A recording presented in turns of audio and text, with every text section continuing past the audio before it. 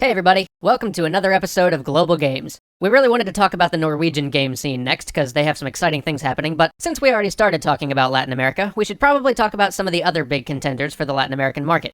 Let's start with Mexico. We're going to try to be a little more efficient with how we structure these episodes, so let's boil it down to the essential questions. First, does Mexico have a big enough market? Yes, absolutely. The internal market in Mexico is almost big enough in and of itself, with 116 million people living there. But once you consider the number of people of Mexican descent living abroad, especially in the very game-centric United States, not to mention the Spanish-speaking population in the world at large, the answer is certainly yes. The market is clearly there. Second, is the economy developed enough, and is the wealth spread around enough to support a game industry? This one is not as clear-cut as it is in Brazil. In Brazil, at least, we have the test case of the pirate market, which demonstrates that if we get the software price point low enough, people are at least willing to pay for hardware. James didn't spend quite as much time examining the local markets in Mexico, but from what he has seen, he's less certain.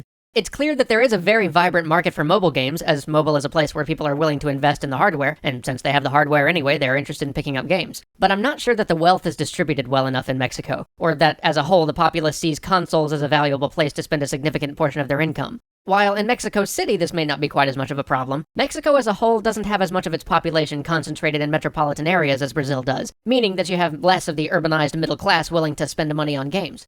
Granted, this is anecdotal and from a criminally small data set, but from James's time there, for a lot of the population, games just didn't seem like that much of a priority. However, there is another factor to consider. I apologize to people in both the US and Mexico, as I understand that the Mexican-American community in the US and the native populace in Mexico are two culturally distinct entities, but as this is a business examination, I feel this needs mentioning. If you do consider the Mexican-American community living in the US as part of the larger pan-national Mexican community, then this equation flips. If you make the assumption that games made in Mexico for a culturally Mexican audience will have a great deal of appeal to the Mexican-American community, then the economic equation kind of makes sense. From what is somewhat more rigorous data, the average income of the Mexican-American community in the US is above $20,000. And if we're willing to take this as representative, demographic studies show there's not an enormous gulf between the average amount of time the average child in the US spends playing games and how much time children labeled as Hispanic do, which I know covers more than just Mexican-Americans, but I'm working with the data I've got here. So, third question. What about education? While the Mexican education system isn't really competitive with the major game-producing nations of today, it's certainly robust enough to start an industry. Or at least it would be if this was the largest stumbling block. Which leads us to the national quirks, and Mexico has one big one.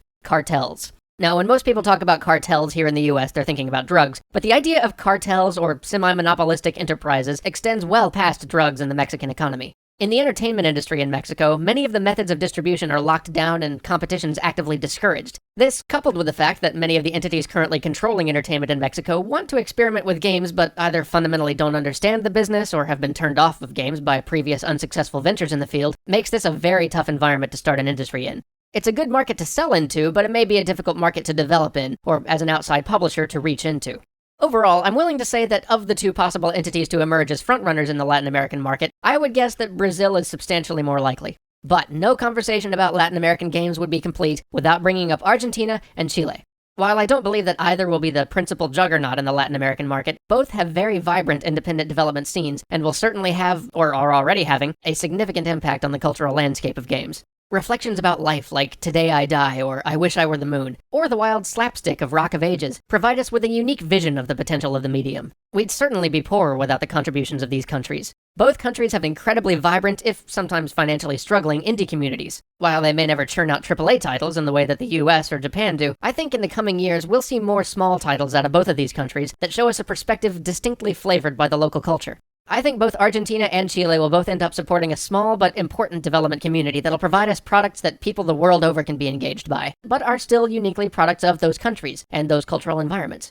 Alright, I think that wraps up our look at Latin America for a little while. James doesn't have much experience with the game culture in any of the other Latin American countries, but if he gets to any of them, we may revisit this important emerging market later. For right now, though, my money's on Brazil. If we're going to see games become a major industry in Latin America in the next decade, it's going to come from Brazil. And this may change if something shifts radically within the media cartels in Mexico, but if not, I expect you're going to see some development in Mexico, but probably not a full-blown industry in the way we think of in the US, Japanese, or Korean industries.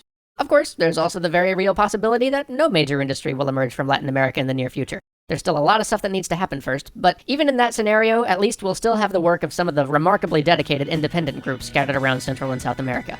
See you next week!